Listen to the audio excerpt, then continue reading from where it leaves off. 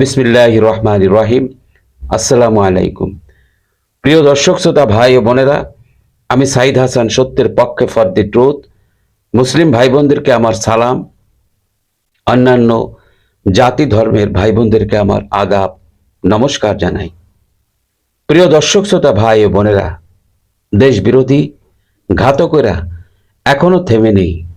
তাদের চেষ্টা ছিল শেখ হাসিনাকে শেষ করে দেওয়া, কিন্তু তারা পারে নাই।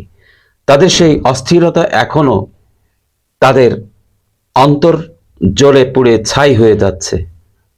তবুও শেখ হাসিনার বিরুদ্ধে তাদের প্রতিশোধের আগুন কোনোভাবেই যেন নিভাতে পারছে না। চলুন এ বিষয়ে আরো বিস্তারিত আমরা জানব এবং সত্যের পক্ষে থেকে সবাই আমরা একসঙ্গে এগিয়ে যাব। প্রিয় দর্শক শ্রোতা ভাই ও বোনেরা, এই সেই 2024 সালের জুলাই মাস, এক ভয়াবহ স্মৃতি পুরো বাংলাদেশটা অন্ধকার করে দিয়েছিল। মানুষ এখনো ভোলে নাই। এক বছর আগের কথা, 2024 সালের ভয়াবহ অন্ধকার পুরো বাংলাদেশটা কালো ছায়ায় ঢেকে গিয়েছিল।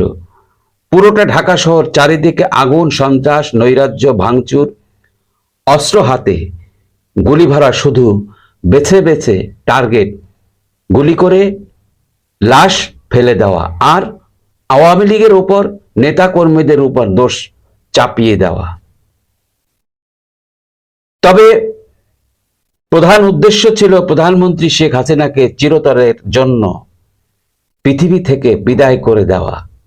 কিন্তু মহান সৃষ্টিকর্তা প্রধানমন্ত্রী শেখ হাসিনাকে তিনি নিজ হাতে রক্ষা করেছিলেন বিধায় তিনি আল্লাহর হুকুমে ভারতের দিল্লিতে যাওয়ার সুযোগ পেয়েছিলেন।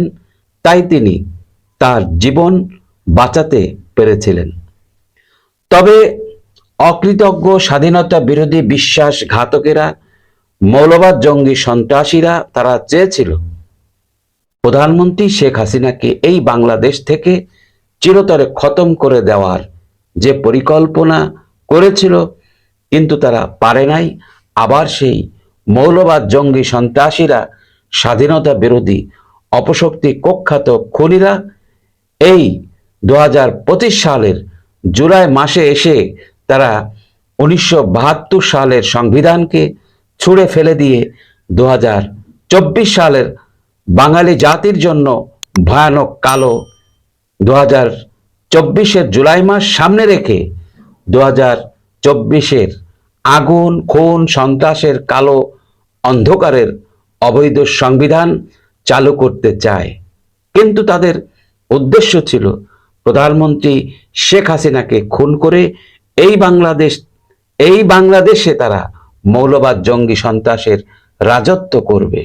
কিন্তু তারা পারে নাই, যার কারণে তারা 2024-এর অবৈধ সংবিধান নিয়ে তারা এক প্রকার পাগল, পাবনার পাগলা গারদে যাওয়ার অবস্থা তৈরি হয়েছে।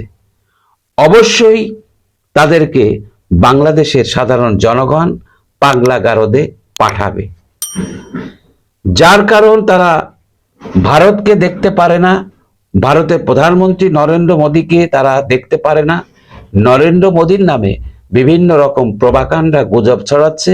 নরেন্দ্র মোদী গরুর মূত্র ভক্ষণ করে, নরেন্দ্র মোদী মুসলমানদের নির্যাতন করে, বাংলাদেশকে দেখতে পারে না।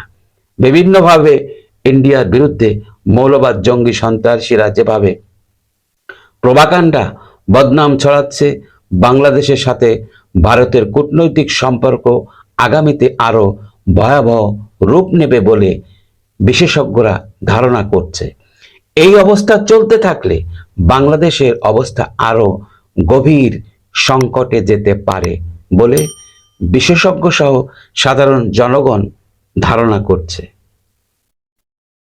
আর এই সুযোগে মৌলবাদ জঙ্গি সন্ত্রাসীরা তাদের দয়াল বাবা, ক্যাবলা কাবা ইউনুসের নেতৃত্বে তারা কিশোর গ্যাং, মফ সন্ত্রাস, মৌলবাদ জঙ্গি সন্ত্রাসীদের সাথে নিয়ে সারা বাংলাদেশে গুম, খুন, নারী ধর্ষণ, শিশু ধর্ষণ একের পর এক বাংলাদেশে যেভাবে ছড়িয়ে পড়েছে, বাংলাদেশের মানুষ এখন আতঙ্কে জীবন পার করছে। সাধারণ জনগণ বুঝতে পেরেছে শেখ হাসিনাই আমাদের একমাত্র আশা, শেখ হাসিনাই আমাদের একমাত্র ভরসা। আমরা শেখ হাসিনাকে আবার এই বাংলাদেশে ফিরিয়ে এনে তার হাতে নেতৃত্ব দিয়ে আবার সোনার বাংলাদেশ গড়ার প্রতিজ্ঞা নিয়ে আমরা সাধারণ জনগণ ঐক্যবদ্ধ হয়ে ইনশাআল্লাহ শেখ হাসিনাকে এই বাংলাদেশে ফিরিয়ে আনবই আনব।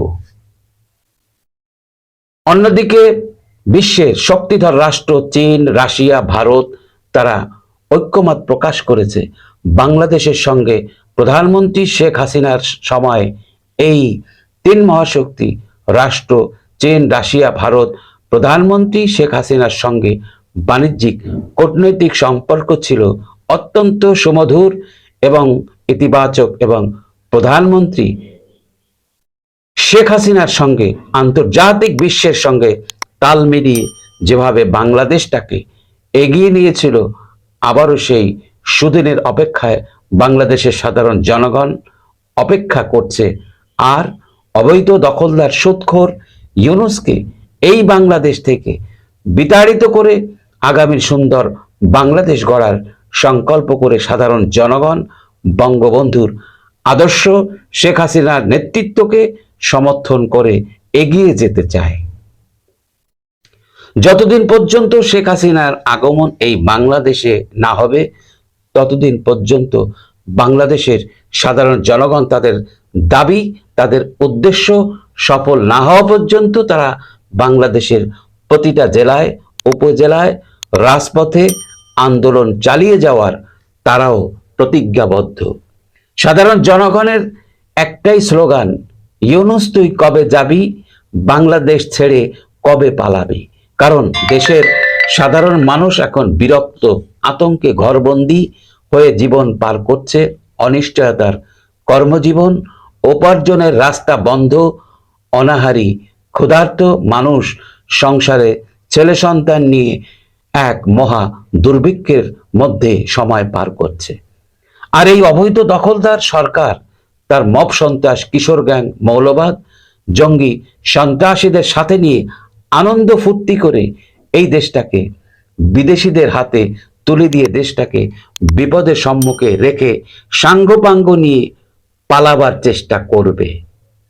কিন্তু সেই সুযোগও বাংলাদেশের সাধারণ জনগণ অবৈধ দখলদার ইউনূস বাহিনীকে দেবে না। ধরা তাকে খেতেই হবে। প্রিয় দর্শক, আপনাদের সুন্দর মতামত কমেন্টে জানান, ভিডিওটি বেশি বেশি শেয়ার করুন, চ্যানেলটি সাবস্ক্রাইব করুন। এই আশা রেখে বিদায় নিচ্ছি। সবাই সুস্থ থাকবেন, ভালো থাকবেন। আল্লাহ হাফেজ। আসসালামু আলাইকুম।